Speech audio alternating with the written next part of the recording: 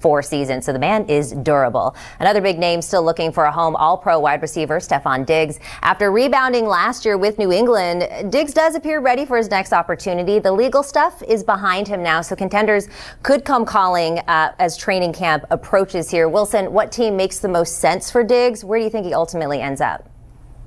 So if you'd asked me this a month ago, I would not have mentioned this team because I thought this team may have thought about drafting a wide receiver, but the LA Rams instead took Ty Simpson 13th overall, which led to a whole week's worth of conversations about the state of mind of Sean McVay and Ty Simpson and Matthew Stafford. But there's still questions in the wide receiver room after Devontae Adams and, of course, Puka Nacua. Devontae Adams is in the last year of his deal, and he is north of 30. He's not quite the player he was in those Green Bay days, still very good. But after that, you have Jordan Whittington, you have Konate Mumpfield, and they drafted C.J. Daniels. That is all to say there is room in that wide receiver room for someone like Steph Diggs, who would be wide receiver 3 or wide receiver 4, and will get a ton of targets because we know that teams are going to double-team Puka Nacua. We know that Devontae Adams is primarily a downfield threat, and that leaves a lot more space in the middle of that field breach for Stefon Diggs and those 8 tight ends that are currently on the roster. Yeah, Diggs would be a great fit out there in Sean McVay's offense. You have him going to the West Coast. I have Stefon Diggs landing on the East Coast in Baltimore. I think when you look at the Ravens' track record, if you are a former star receiver in the NFL who is over the age of 30, there's a 50% chance the Ravens are going to call you up and try to sign you. We saw it a few years ago, back in 2023. They signed Odell Beckham. We saw it last season. They signed DeAndre Hopkins. Of course, Hopkins' contract has expired. So now you have that hole you need to fill at the number 2 spot, because really you look at Baltimore's offense. Yes, they love to run the ball, but if they are going to throw the ball, they don't have much at the receiver position outside of Zay Flowers. As a matter of fact, there isn't a receiver besides Zay Flowers who finished with over 225 yards last season. So you're talking about just this gaping hole on the roster. Stefon Diggs could go in there and fill that. He's from the Maryland area, so this would be kind of a homecoming. I think he would love this. I think Lamar Jackson would love this. And, of course, the Ravens have a new coaching staff who could talk Diggs, a younger coaching staff, bring him in, make him fit in that offense. Well, either of those choices, I'm sure he would be thrilled with. Was in a Super Bowl last year, might find himself in a similar position if he gets either of those places. Let's go back to the trenches, fellas, with one of the most interesting names still available, Joe Bettino. Let's stay over in the East Coast. Steelers mandatory minicamp underway today, and head coach Marty feeling like he's got a win with yesterday's news. This is your first year in this division coaching, but can you imagine an AFC North without Myles Garrett in it? All for it. Myles Garrett is a phenomenal player. I had a chance to compete against him 2 years ago. So, but when you see these types of situations, it happens. And, he obviously will have a great opportunity out there in LA. I'm sure every team in the AFC North is thrilled that they will not have to face Myles Garrett twice a year. And for Rodgers and McCarthy, no need to worry about this reunion tour. And there's some other teams that won't be facing him this year. But Mina, what do you think will be the key for the Steelers offense as this team begins mandatory minicamp? Yeah, look, Aaron Rodgers at age 42 isn't suddenly going to hold on to the ball longer, make plays with his feet, throw the ball downfield. We kind of know who he is at this stage. I think for the Steelers, optimism or upside resides in improvements around him. The remixing of the offensive line, if that can continue to help the run game, which was pretty efficient last year, but if it could be even better, that's going to be the identity of the team. And then the pass catchers.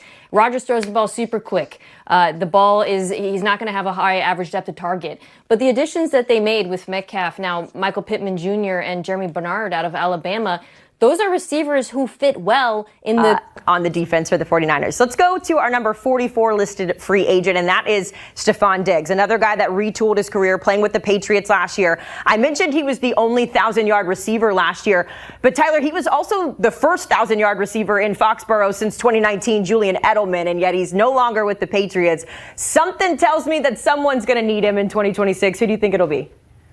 Yeah, and I think that we can look at a quarterback from the same draft class as Drake May. Let's look at Washington and Jaden Daniels. I think that they are an interesting pairing for Stefon Diggs. You look at their depth chart right now, they have Terry McLaurin, who is the clear-cut #1 wide receiver, but after that, there really isn't a ton to love at the wide receiver position. They drafted Antonio Williams, they have Treylon Burks, Luke McCaffrey, but no one to the caliber of Stefon Diggs. And I think that when you bring up a wide receiver for the Washington Commanders, you'll say, well, no, this is going to be Brandon Ayuk, right? Like whenever the 49ers move off of Brandon Ayuk, whether that be a release or a trade, it's going to be the Washington Commanders because of that relationship with Jaden Daniels, right? Well, I kind of push back on that a little bit because the last time we saw Brandon Ayuk play, that was back in 2024. And yes, he's younger than Stefon Diggs, but we know what we're getting in a player like Diggs, who, as you referenced, just went over 1,000 yards in his first season coming off a knee injury, by the way. Should only be better,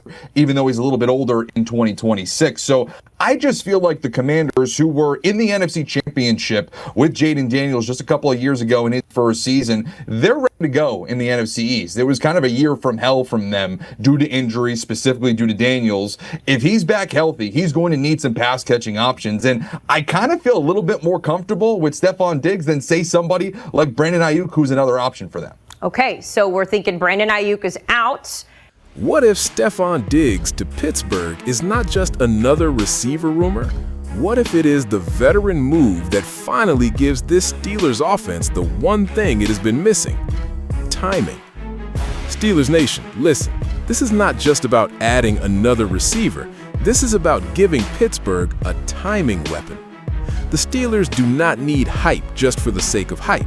They need answers. They need a receiver who understands coverage, wins at the top of the route, creates separation on third down, and is exactly where the quarterback expects him to be when the pressure arrives. That is why Stefon Diggs is an interesting conversation. Diggs is not just speed, he wins with detail, footwork, leverage, route tempo, patience. He knows how to manipulate a defensive back, find the soft spot and zone, and make himself available when the play starts breaking down. And in the AFC North, that matters. Against Baltimore, Cincinnati, and Cleveland, every third down feels like a fight. Every red zone snap gets tighter. Every mistake can flip a game. The quarterback does not need a receiver who might be open eventually. He needs someone open on time. The Steelers do not just need another target. They need a receiver who can be open when the play is supposed to be alive. If Aaron Rodgers is the present, Diggs makes sense because Rodgers lives on timing, trust, and anticipation. He needs precision.